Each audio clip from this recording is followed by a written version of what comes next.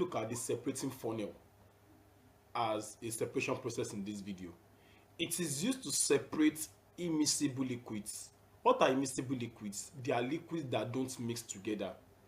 When you put them together, they stay apart, they don't mix together. Example, petrol and water. Also, the common one that we can do at home is oil and water. You say that what if you put oil and water together, it will float on top. So what is the chemistry behind this? Well, let me explain the separation technique. We have this aerator stand. This is used to clamp this, so it won't fall. Good. Now let us just explain this diagram, then we'll come back to the chemistry of this. Now let's go. The lighter liquid will stay above when you mix them together, and the heavier one, or you see the denser one, will stay below. So what happens? Because they cannot mix, they will separate into two layers. The first layer is the one of the lighter liquid, and the second layer is the one for the what? Heavier liquid. Then when you open this tab, then this will rush down. This one will give you the heavier liquid. Are you there? The heavier what? The heavier liquid. Then before you know, you've separated them. Okay, but take note that what is being separated here is never pure. Take note of that. So that's that for that. Now, the question is that what? Why is it that these liquids can't mix together? That's the question. You see, using separating funnel is based on a principle called difference in polarity. Pay attention. There are some substance that we call polar substance. Example of a polar substance is what? Is water, H2O. Let me tell us, look at the structure of H2O. You will learn that very well under chemical bonding. So you have H. These two H are bonded to this oxygen.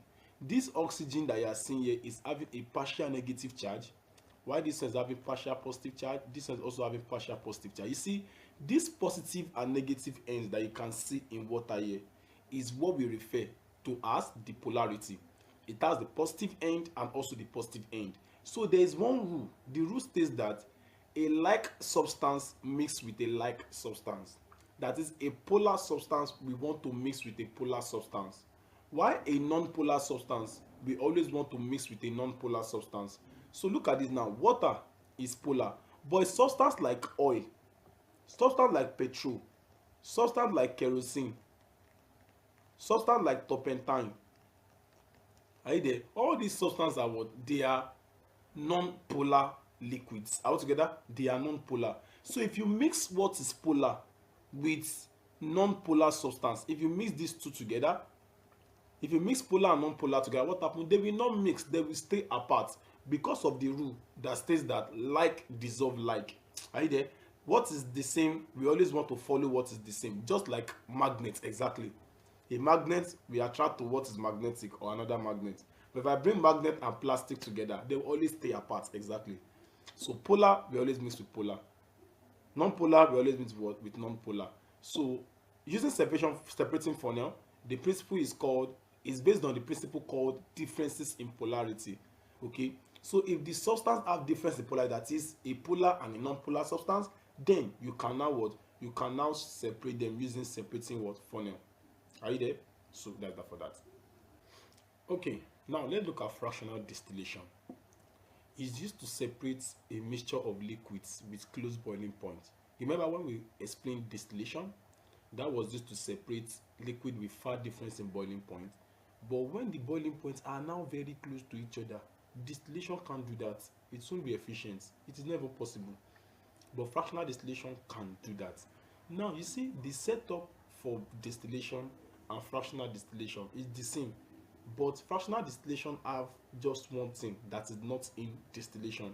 Fractional distillation has something like this in its diagram, which is called what? Fractionating column. That is where the particles can separate into fractions altogether. Now, we used to separate liquid that are very close in boiling point, and example, crude oil fractions. When they mine crude oil now, when it is being obtained, what type of separation technique do we use to separate its fractions? What do we use? Fractional distillation. And also, whenever we want to produce either oxygen or nitrogen from air, the way we used to separate the component of, the way we used to separate nitrogen from oxygen in air is to use a fractional distillation. These boiling points are close. They are very low to each other and they are really, really close.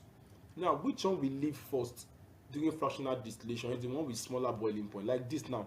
minus 196 degrees Celsius minus 183 degrees Celsius. Which one is smaller? This. So this will leave first. This will leave what? This will leave first, then before this. Are we together? Good. So that's what we use fractional distillation for, to separate liquids with close boiling point. That's all.